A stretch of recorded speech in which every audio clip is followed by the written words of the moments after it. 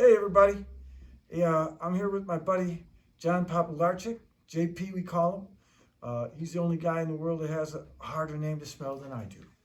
So that's right. So hey, this is one of the many little series of things that I've been putting on my YouTube and on my various sites to help players, young beginning players and intermediate players. Some of you Joe Bonamassa, you should probably tune out right now, but unless you want to see how bad I am. But what we want to talk about is going to a jam session. Like a lot of you guys, there's a lot of blues jams around all over the country, all over the world, as a matter of fact. And I try to get my students to go as quickly as possible, to get up there and jam. So, that's something that we've all gone through. You start playing harmonica. Jay here plays great harmonica, and so what was it like on your first jam session? The first jam session? Yeah. That was I won't say it was a nightmare, but it was certainly a big learning experience. And I Were you scared? Oh, extremely. and not only that, not only was I afraid, but I think part of it too is, I don't know that where I was at in my level of play that I was quite ready to go yet. Yeah. Okay, so I went up there. I was encouraged by one of my instructors to go, and I went and I got through it, and it was certainly a good learning experience. But a couple more months of woodshedding or something might have helped a little bit. Yeah. And you found out really quick where you stand when you get up there to play with other people, especially if you haven't done it before. Oh, that's right. That's right. But it's sort of a baptism of fire, and no matter how much you prepare, you're going to be nervous. I found that nerves are just a part of performing. If you care, that sort of thing's going to happen. First time I got up, with somebody for real was with the James Gang. Joe Walsh went. It was a JB's in Kent, and I was like 17 or 18, and they set me up. And Jimmy Fox came down. Joe Walsh sat down, and Jimmy Fox came up and said, "We'd like you to get up and play." So I got up and played, and I swear to God, I must have peed my pants. I was shaking, but now, so let's talk about, getting ready for it. You got to know, if you're going to blues jam, you got to know the blues standards. You got to know the blues form. Yes. You got to know the 12-bar form, because it's going to be 90% 12 bars, and it's going to be, and they're also called 1-4-5s, and guys will yell at you and say, "Oh, what do you want to play?" And what do they say? They'll say what? It's just a 1-4-5. It's just a 1-4-5, okay? Now 1-4-5, in the key of E, the 1 is E, the 4 is A, and the 5 is B, okay? But you got to know that, so that even if you're nervous, you can play it, okay? And then it's nice to be able to switch into G or A, or D or some of those other keys. So so then what happens? So do you walk up on stage and say, "Come on up"?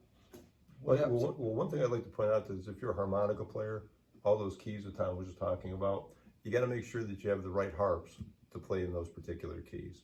If you're playing second position and you're playing in the key of E, that means you got to have an A harp. If you're trying to play it on a C harp, you better be really, really good, Howard Levy type good.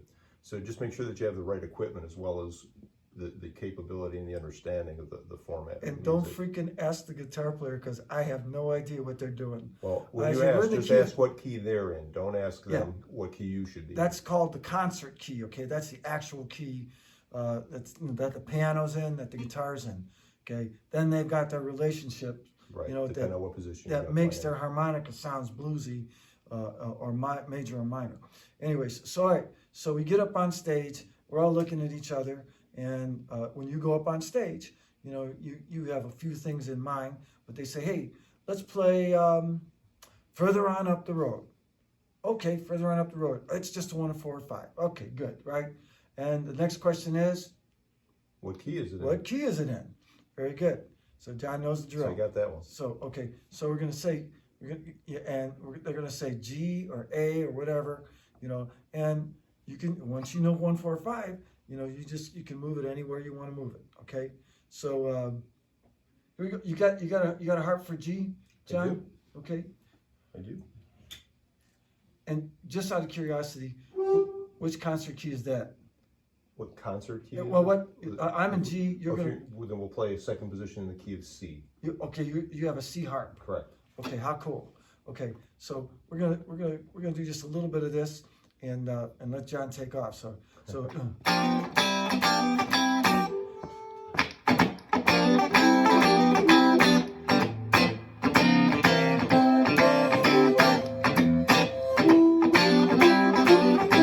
See, now nobody knows how they're beginning it. You just got to kind of go with the flow, okay? But you start hearing the chord changes. Here's the 5 chord.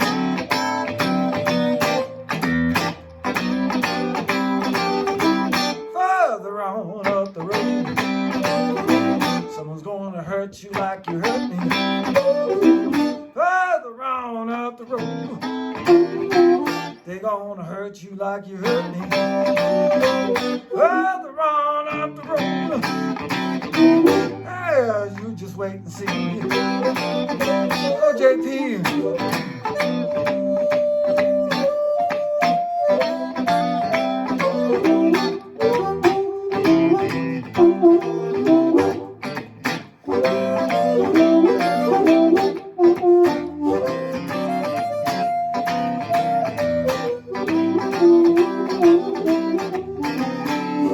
Now, one of the cardinal mistakes that players make when somebody's soloing, they play too loud.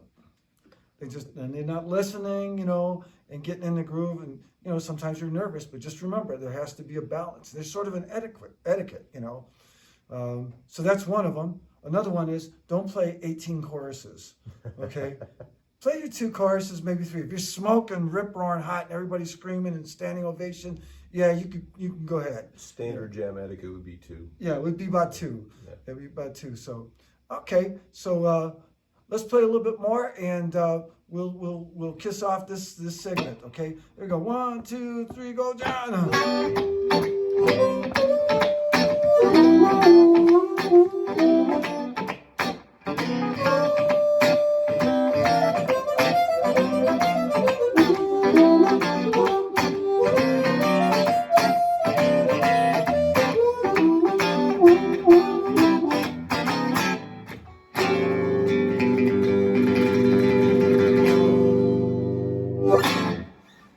Thank you. Oh, wait, I have a remote control. Sorry, I'm just learning technology here.